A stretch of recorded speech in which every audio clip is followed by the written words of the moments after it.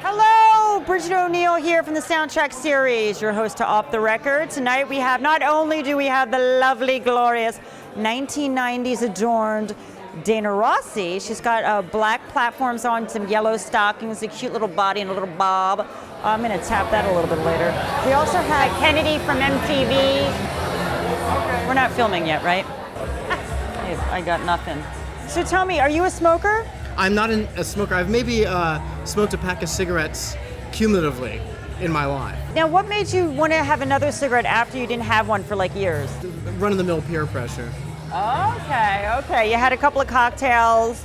Yeah, it was more like a couple of like Jolt Colas, probably after a soccer practice or something. There was always that kid, usually named Kyle, who was really good at soccer, and he wanted to be fucking Kyle. Yeah, there was Kyle, and his best friend was Trevor, and Kyle and Trevor had all the cigarettes. So Kyle and Trevor, where are you from, my friend? Like Connecticut? Connecticut, yeah. Oh, score, because with those names, did they have blonde hair, blue eyes like yourself? Yes. No. Yeah. Right. Yeah. And what is your name? Steven Chapasco. Did we talk about your name yet? I don't think so. Steven, that sounds like a name from Pennsylvania. It is. Actually, my family... no. No, is it? No, well, my family is originally from Pennsylvania. What part? Frackville. I've only ever been there once, and I don't remember. But you were spawned there. No, I was not spawned there. My family was like sort of started there, then moved out to Connecticut. Okay, so Foreplay was there. Foreplay was there, yes. Okay, good. So you're going to be telling a story tonight. Telling a story. Give us a hint what it's about. It's about Mr. Big. The band, not... Oh, it's like the guy that's in your pants? Yeah. I thought you like named your Willie. He's a grower, not a shower. I would never say... His name is William. Oh, Willie. He's resting in a nest. Oh my God, the nest. Oh, he's resting in a little nest like a bird. I don't have it. Yeah, mine's not really. Yeah, my pubes do look like a bird, kind of twine them together. Oh my God, why do I always go there? Oh my God. You know? Oh, that's cute. There's all different stuff. There's radio wires and bottle caps in there. It also mine looks like an aardvark. I just got back from Fire Island in Cherry Grove, and there were so many meat hangers. There was like not one vajayjay to be found, and I saw so many peni. Tonight you're talking about Mr. Big. Yeah, the band.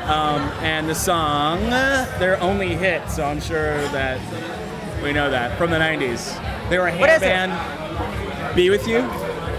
How's it go? Who wants to be with you? I thought that was Nelson. Hanson. You were giving both those bands way too much credit.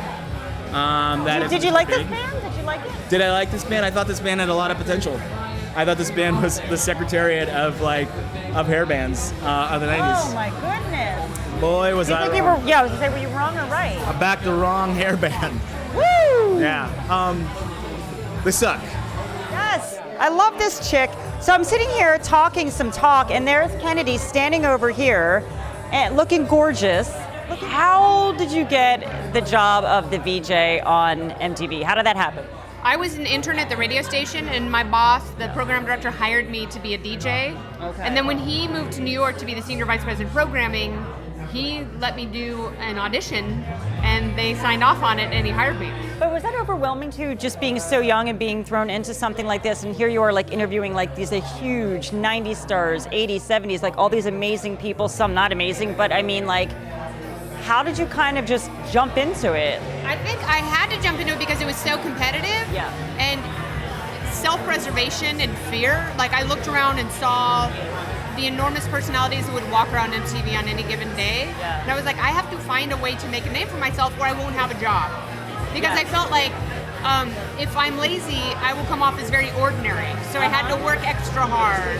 Yes. And do something. And I had to like really dig in to find awesomeness and then sprinkle it around. Well, you did well. Well, I've been really fortunate to continue working. So I've always done like talk radio, and I've done a lot of random TV stuff. I was on a Discovery Channel Pitchmen show where people pitch products for infomercials. Great product, and I think we should move forward with it. I think so too. And that was actually really fun. And then I hosted a game show. Hey there, I'm Kennedy. Welcome to Friend or Foe. Today, I'll be your game show fry cook, and I'm about to slap some questions on the grill. Did you date a lot of musicians back in the day, or just kind of like just be friends with them, do your job, and I that was kind of mostly it? friends. Yeah. I dated Dave Navarro for a little while. Oh, what was that like? Did he wear more eyeliner than you? Yeah, he definitely. He still does, yeah? Yeah. He's got great skin though. He's taken very good care of himself. He introduced me to a lovely facialist. I could see that. He likes the colonics too. Oh no, he didn't introduce me to that. Oh, Hey, okay. okay, girl. No, one way.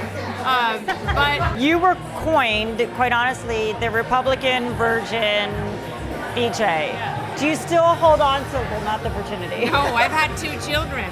Oh, that's what I was going to ask you. That's awesome. Yeah. She's no longer a virgin, guys. Sorry. No. I heard Michael Jordan tried to break that.